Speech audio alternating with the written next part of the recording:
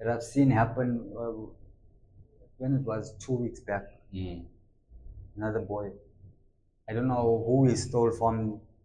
They hit him so bad, his eyes was out his sockets. And first time I've seen something, it's like about 1-2 days I could not sleep looking at that sight. To see someone in reality, the eyes are out them, and the blood is like about 3 meters running away from them. And it's open, everyone just walking past them, the smokers. It's like they just look, it's like every day they see things like that. They never bothered, or because me when I looked at it, I was like shocked. For them it was like nothing.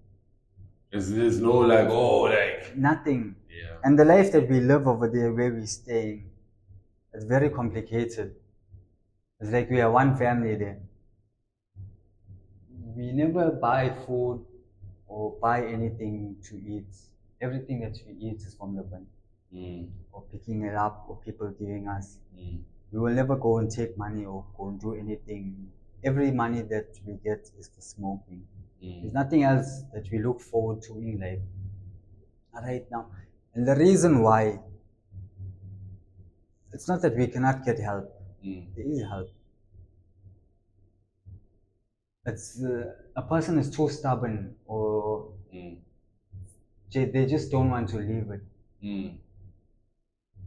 I've tried, I've tried about 2-3 times to leave it. I've left it and I went back. I've left it and it's like something, it's like a drug that when you leave it, you don't want to be stressed, you don't want to have a problem. Once anything that triggers your head, you go back and look for that thing. It's like that's the only thing that takes your problem away. So do you think, like, because hearing you speak, the one thing I'm getting is when you're in the state of, like, when you haven't left it, like in life generally there's like a lot of problems going on, but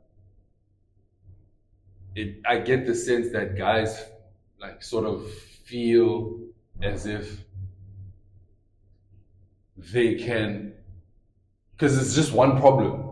See, when you're living this life, you just have one problem of thinking about, okay, how do I get the next smoke? That's the only problem that you're actually experiencing. But like if you off it, there's like a lot of other stuff that you're actually thinking about. And the other problem is, if we want to leave it, I cannot be on, I need help. Meaning I cannot sleep there because I will die. I need food to make my body to still carry on to work. I need that energy. Sure. Or whatever liquids or whatever because I don't know what's gonna help. To be honestly speaking, I really don't know. This is like a drug that they brought, or whoever made it, whoever came with it. I don't know what they were planning to do with it. It was made to destroy. Sure. And you know, when I spoke to one Tanzanian that's coming from where this drug came from, it's used to control the population. It's a population drug, meaning, literally speaking, like in Durban, there's 500. I'm just using an example. 500,000. In the next 10 years, there'll be 300 or 200,000. Because majority of the youth is smoking. Not only here in Durban, wherever you go to. So I don't worry about a woman. Sure. Meaning I don't want to reproduce, make any children to I get what you're saying. Carry on the generation. Sure. So that's what's really happening. I get what you're saying. Our population is going to drop in another 10 years, 15 years time. Because also heavily, even though there's women as well, but it's not as vast as men, like who are living, who are stuck in this life. And you know, even where we are, there'll be a woman around me, but you're not bothered about them. Sure. And there's like nothing else that fascinates a person.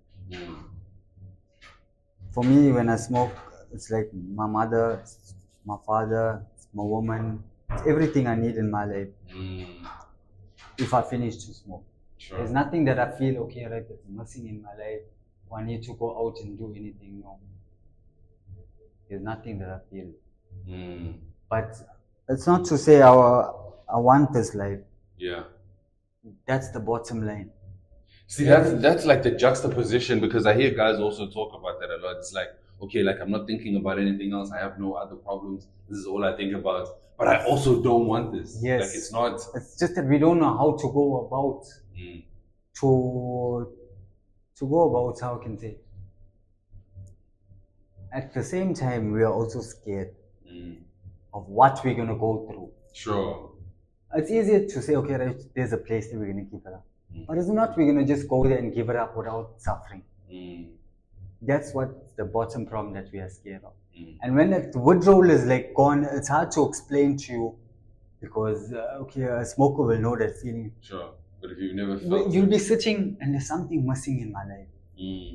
I'm clean of I'm about maybe 1.5 months clean, drug free. Sure. But I'm sitting at home and there's something missing.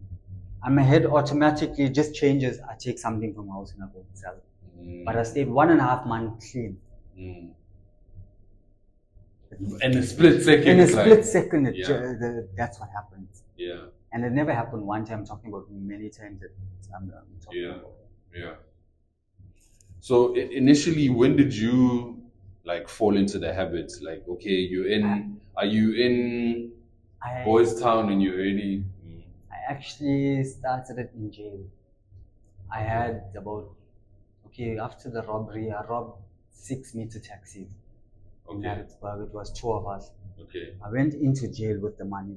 And in jail, the only drug of choice that they had at that time was that. Not the drug that I wanted. So what were you on? A rock. Rock, okay. And then in jail, they only had? I still actually, right now I'm doing 2 different drugs. I'm doing crystal and heroin. Okay. But I left rock. Yeah. So at that time I was doing rock. So when I went into jail, with that money I was doing homework. And I was just like playing around. It wasn't really in my head. Sure. Waking up the next day and smoking. No. It wasn't really like that. So as time went on, the money got finished, and I got sentenced. I came out. The time when I came out, my father was working here by Harborview Hotel. He's working there. So I came to stay with him. I stayed with him about 1 week. We had a problem, man. I came onto the street. The time I came onto the street, because I was stressed out. I'm not making that as an excuse. Sure. I found someone that smokes. And he said, okay, right, let's go. Because I had money. He told me, okay, right, maybe you can smoke, change your... So I gave him the money. He went and bought it, came back, I smoked, and my problem was like gone. So I carried on till now. I tasted it outside, meaning the dosage. Sure. On the inside of the jail, the dosage is different from outside. You feel it properly outside. So I carried on. And when I carried on, it was like an everyday thing. Sure. Until you put the raw